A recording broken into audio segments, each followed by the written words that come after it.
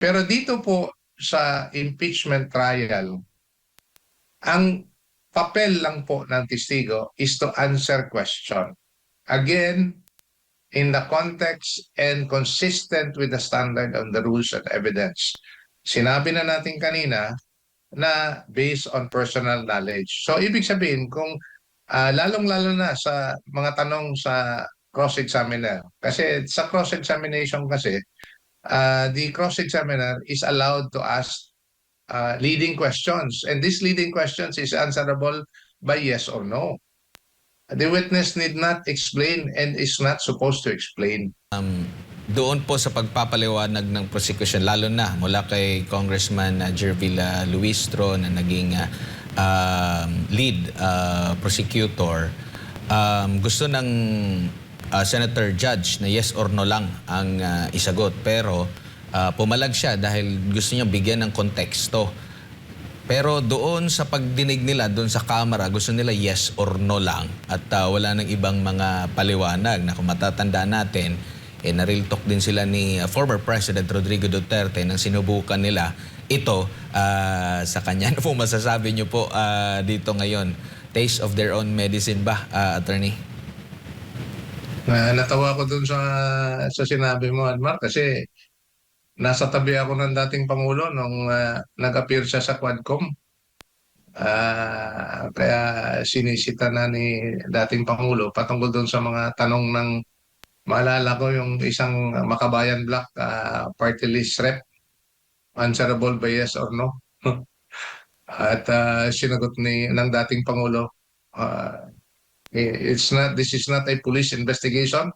Kung maalala ko, no, just to paraphrase. So he needs to explain why. But I like to separate that, no, insofar as the legislative investigation and the trial is concerned. Tama po na pagdating sa legislative investigation, kung ano mang gusto nilang mangyari in terms of process on the question and answer, if it's answerable by yes or no, well and good. If they need to explain and the congressman in a legislative investigation or hearing, then the resource person, kasi ang tawag sa kanila, resource person, may explain. And I think it's even appropriate for, again, I say, the resource person. Kaya nga inimbita sila to shed light on the subject matter of the legislative investigation or hearing. Pero dito po sa impeachment trial, ang papel lang po ng testigo is to answer question. Again, in the context and consistent with the standard of the rules and evidence. Sinabi na natin kanina na based on personal knowledge. So ibig sabihin kung lalong-lalo na sa mga tanong sa cross-examiner. Kasi sa cross-examination kasi, the cross-examiner is allowed to ask leading questions. And these leading questions is answerable by yes or no. The witness need not explain and is not supposed to explain. And if he or she has to explain, obligasyon yan ng prosecutor or the lawyer who presented the witness in court to ask the witness to explain on redirect but not on cross-examination. Kasi nga, when not asked to explain, yes and no lang ang sagot. Para hindi na mapahaba yung examination ng mga testigo sa harap ng impeachment court. So yun po yung papel ng testigo sa impeachment court. May kaibahan po doon sa papel ng resource person sa legislative investigation or hearing conducted either before the House of Representatives or the Philippine Senate. So naramdaman na rin nila kung sila ay mag-iimbestiga kung yes or no lang yung ipasasagot. Pero huli na lang, ihabol ko na lang to, Attorney. Di ba sabi nila yung grave threat is betrayal of public trust. Ngayon naman may pahayag po ang isang kongresista sa katauhan ni Congressman Abante na parang yung foreign trip daw ng pangalawang Pangulo, Sara Duterte, isang betrayal of public trust. Ano po masasabi niyo po rito? Alam mo, it does not dignify a comment. Wala talaga. Hindi ko na talaga maintindihan yung mga sinasabi. Opo. Oo. Attorney, huli na lang, next week, SONA na po ng Pangulong Bongbong Marcos Jr. Inaasahan ba ninyong mababanggit po itong impeachment trial kay VP Sara Duterte? So far, ano po yung expected po expectation po ninyo sa State of the Nation address ng Pangulo? Wala po masyado akong expectation sa SONA ng Pangulo. Alam mo kung bakit? Nauna yung result ng dalawang survey. Ibig sabihin, confirmatory. Kung iisang survey firm lang credible as it may be, na talaga ang baba ng satisfaction rating, approval rating, at saka trust rating ng Pangulo, at sinundan pa ng latest sa Pulse Asia survey after the SWS survey, what are we to expect sa SONA next week? No? So yung po ang more of the same, if I may, insofar as the last four SONAs is concerned. But coming into the SONA on Monday, you have two very credible results of how the president stands before the Filipino people. And it does not look good.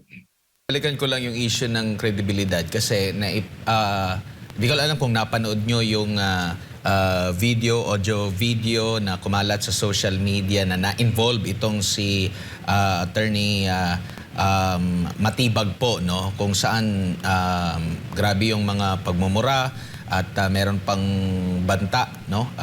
Na narinig natin. Na-question din ito ng depensa kay Attorney Matibag at umamin din siya na meron ding emotional outburst na nangyari din. Kaya nabanggit niya yung mga salitang iyon.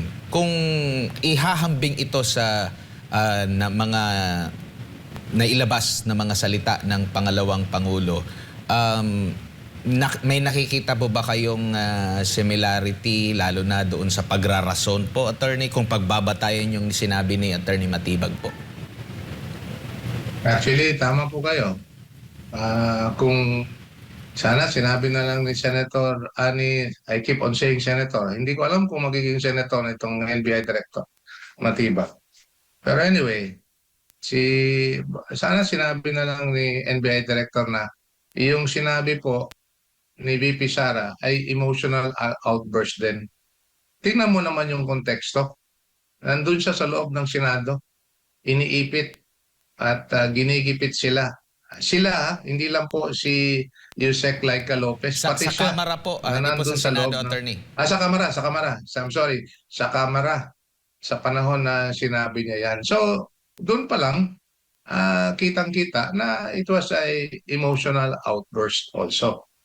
So, at saka marami pang sinabi si VP Sara doon na hindi tinugunan ng gobyerno. Kaya malalim yung hinaing ni VP Sara patungkol sa, hindi patungkol sa kanya, it's about governance. Sa dami ng mga nangyayari sa gobyerno at hindi inimbestiga ng gobyerno.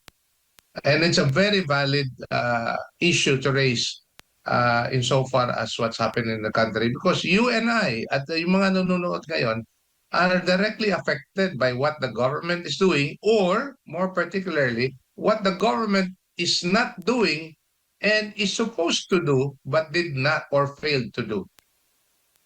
Opo.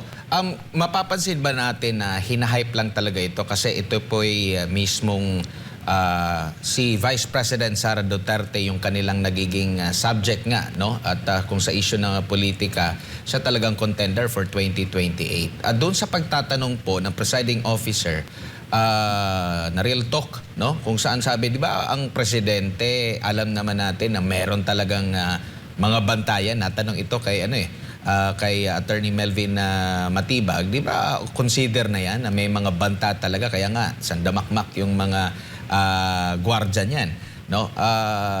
Ito ba mas lalo pang nagpalalim na parang hinaype lang ang issue dahil lang involved dito ay ang pangalawang Pangulo na naging dati kaalyado sa politika, ngayon ay nagiging banta na po nila, Attorney? Tama po kayo doon sa observation na yan. At I would, if that is what the presiding officer said, I would fully agree on that one. Because it would be naive to consider that there is not a president in our country na walang banta sa buhay niya during the time that he served in office. Wala pong maniniwala dyan. Meron talagang banta yan sa lahat ng presidente na dumaan at nagsilbi sa bayan. No matter how kind you are, meron talagang banta yan. And for them to say na wala, huwag na kayo maniwala doon. Yun lang yun. And Opo. the other side of this context is that ang punot dulo nitong impeachment trial is that there is only one consequence, legal consequence. There is only one penalty. Removal from public office and kaakibat niyan, perpetual disqualification. Either to be appointed or elected in public office. So alam na natin kung saan patutungo itong trial na ito. Na despite the popularity of VP Sara, and when I say popularity, I will again put it in its proper context. Yung isa, sobrang taas na positive rating. Yung isa naman, sobrang baba in a negative rating. At nakikita natin na this is the only hurdle for VP Sara. I'm referring to the impeachment trial. This is the only hurdle na pag she would be able to overcome this impeachment, ay tuloy-tuloy na po tayo sa 2028. Opo, attorney, nakikita niyo po ba na yung pattern naman, kasi napag-usapan na lang natin yung pattern, na parang kinokonekta nila sa ICC at ang target ay ang pangalawang Pangulo. Parang ibang plano nila in case na hindi ma-impeach. Kasi nag-a-arrest na naman. Ginamit yung sinasabing testimonya daw ni Las Cañas, mismo sa bibig ng prosecution. Ginamit ito ng ICC. Ngunit na-real talk siya ng presiding officer pero hindi tayo ICC, no? Impeachment court ito ng Senado. Meron po ba kayong nakikitang posibilidad na ganyan, na i-connecta naman sa ICC at baka maging ang pangalawang Pangulo na naman na magiging subject po nito, attorney? By way of first impression, wala po akong nakikitang connection, ano? But I like to cite, since you mentioned about the ICC, I like to cite the manifestation of Congresswoman Luistro. When the document pertaining to the alleged affidavit of Arturo Las Cañas was cited to be unnotarized and unsigned, correct me if I'm wrong because I was following the proceeding, si Congressman Luistro was saying na the ICC daw does not require an affidavit to be notarized or signed. Napakamot ako sa ulo doon when I heard it. Kasi we look up to the ICC as an institution who is supposed to be a global institution that addresses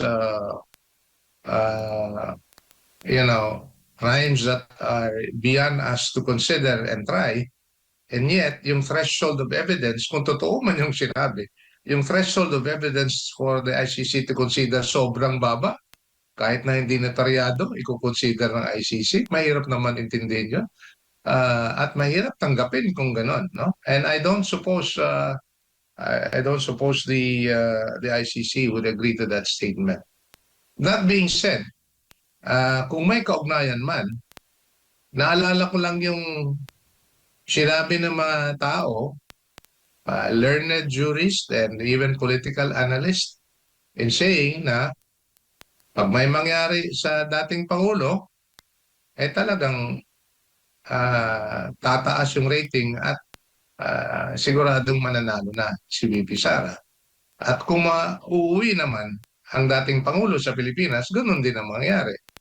So whichever way, and I hope it will not happen, the former will not happen, meaning something happened to the former president in detention, but rather he will come back to the Philippines alive and well sa kanyang tahanan at in the embrace of the Filipino people, ay talagang sigurado na rin ay yung pagpapanalo ni VP Sara sa 2028. Opo, huli na lang po, attorney.